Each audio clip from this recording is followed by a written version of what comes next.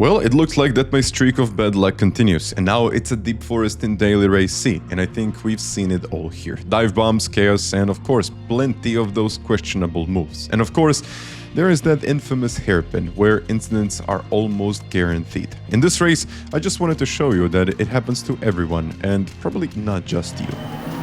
Okay, so if it stops split, let's do it. I mean, I know Indio and Bernardo, they're really quick, so let's try to see what I can do. Hopefully, you know what, hopefully.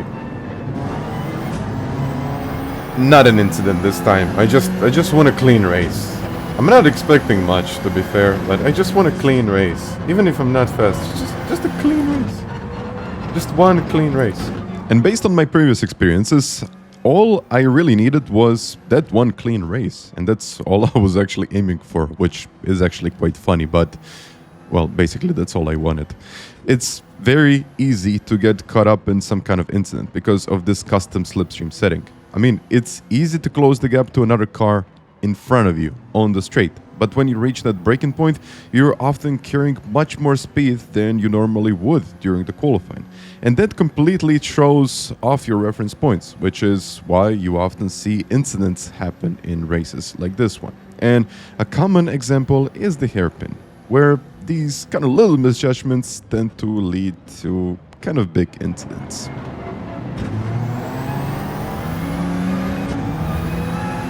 Wow. And as you can see in this example, something always needs to happen in the hairpin, and this time was no exception. Luckily, it worked out in our favor and gave us a pretty decent chance to pull away from the rest of the field, which was a nice advantage.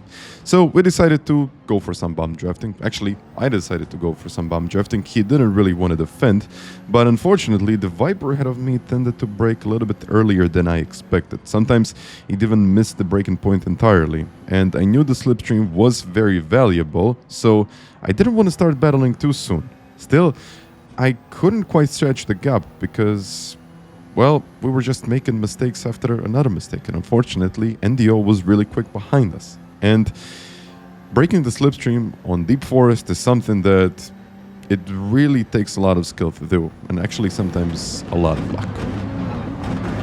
Sorry, but I messed up.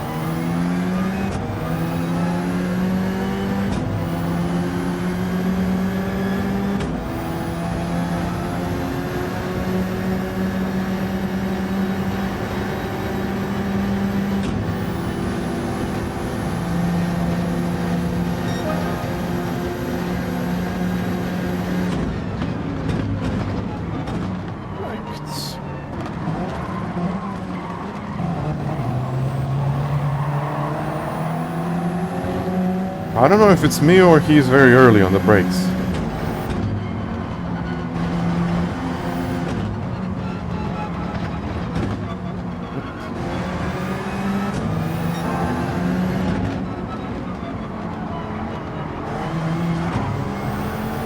I'll go for the overtake next time.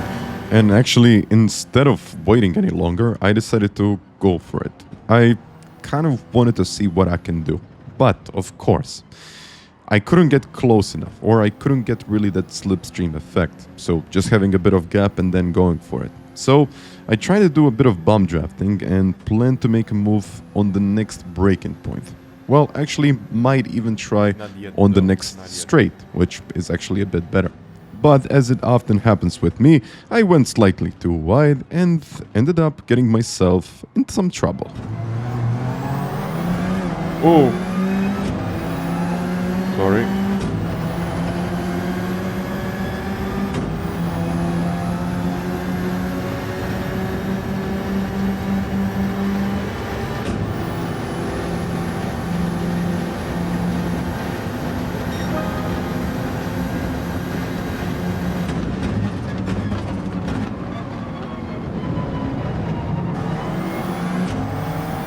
And then I went too wide. And to make things even worse, instead of going for the lead, I ended up dropping to 3rd place. And part of that was definitely my fault, but it's really difficult to position the car correctly in these situations. And as you've probably seen, if you're too close to someone, you're at risk of losing a place rather than gaining one. And usually, it's just smart to leave a little bit of gap, but the problem is, you never really know if you're going to get that gap. So if the car in front of you makes a mistake, you're often caught out and really you have nowhere to go. And that's exactly what happened to me in that situation. I really tried to stay in the slipstream, but others tried to go for a move, and they successfully did. And from there, things kind of just started going downhill.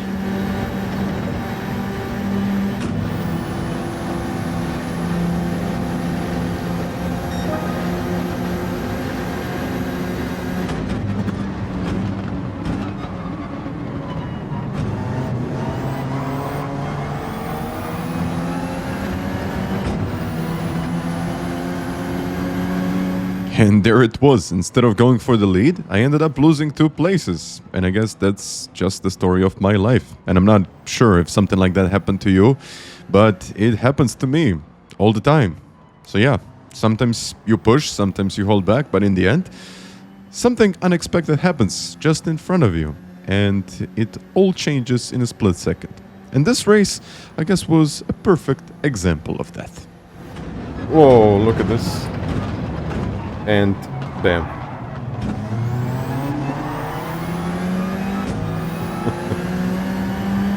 I guess this is how you take the lead.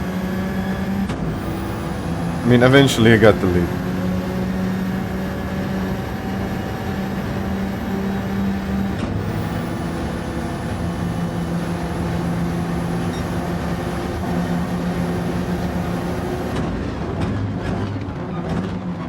But then unfortunately I lost it.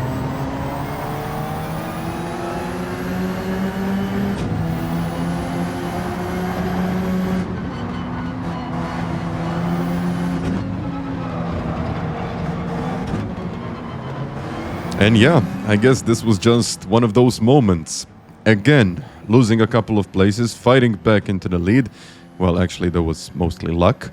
And then losing it all on the straight. And I guess that's just how it goes sometimes. Even so, I was still within a second of the lead, which kept things quite alive in this race. And by this point, we were already on lap 7, and I knew a pit stop was coming up. So my focus shifted to improving my odds and trying to gain a position or two when I see that chance.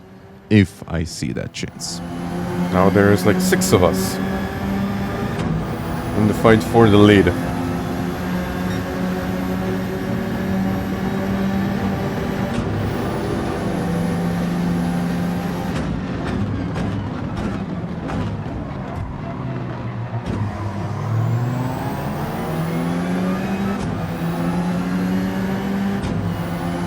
Who's going in? Who's staying out? I'm staying out. I think this was a good decision to stay out.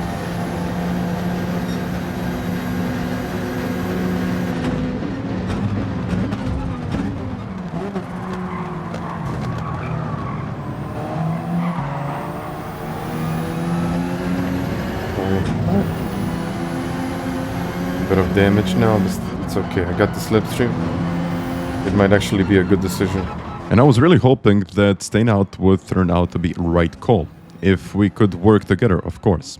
We might actually gain a bit of advantage with better tires and, of course, a stronger finish by going for the overcut and actually kind of helping each other on the way.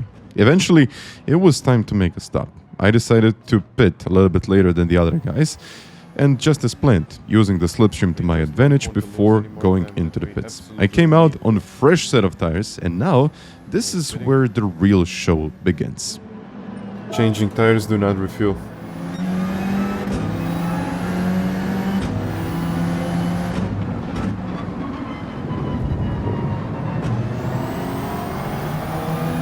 I guess let's just stay behind them.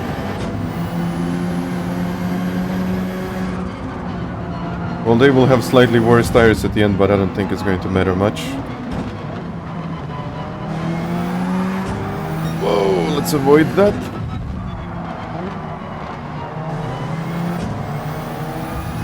Wow, what a mess. And he also got a 1 second penalty, I think, for that.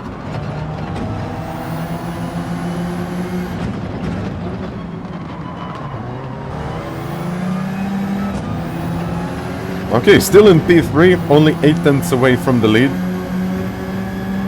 This might actually work. And usually I'm changing tires here because it's a faster option. If you stay on the same set of tires, you can probably gain like 2 seconds. But overall, everyone is gonna get those 2 seconds in just about, what, 2 to 3 laps. So it's not worth to stay on the same set. And the tire change option is optimal. It's better. And at this point, it was just about surviving and avoiding any incidents, because I've seen plenty of them before, and they rarely end well. But managing to beat this Viper would be kind of a huge achievement. This car is incredibly quick, and what really stood out to me was how well it actually launches out of the slower turns. It's honestly impressive how much traction it has in those low-speed corners. And this is something that I realized in the hairpin.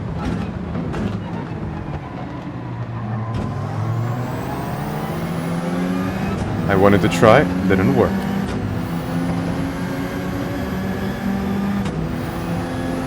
The thing is like a rocket.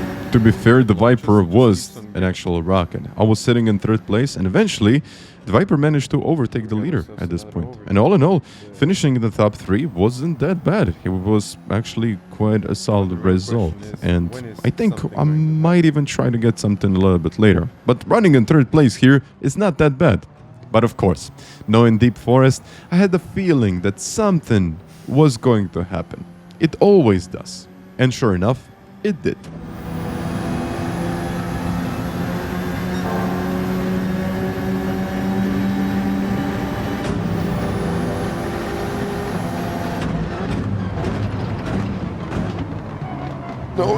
No. Oof.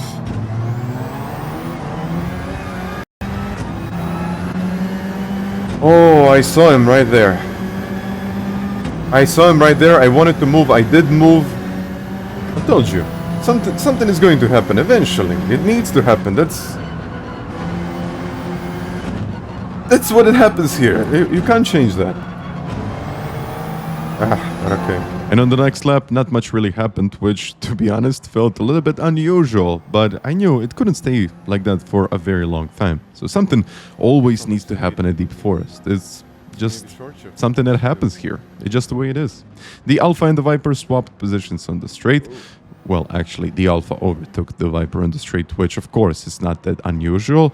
And I've seen it plenty of times. But then came something interesting. The Viper picked up a penalty for exceeding track limits. And suddenly, I had a real shot at making something work here.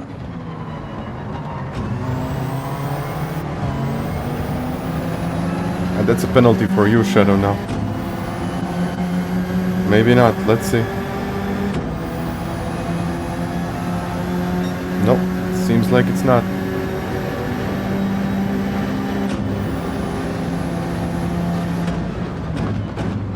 Ah, no.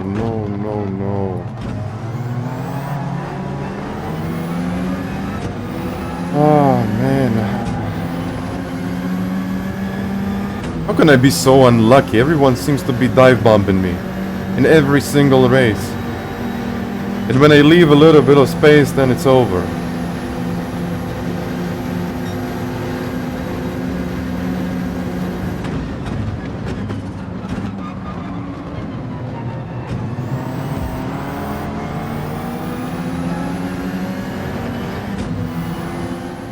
Maybe I just shouldn't leave any space and just get wrecked, really.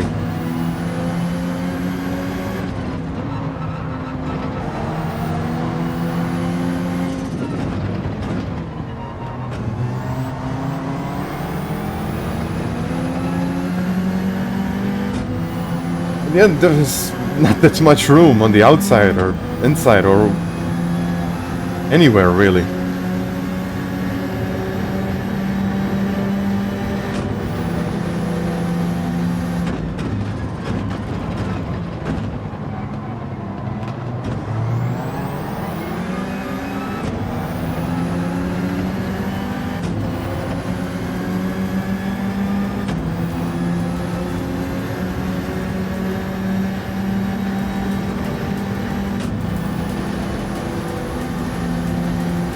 I'll still get P4. But every time, it's like I'm trying to go for that even second or maybe even first place. And then all of a sudden someone just flies.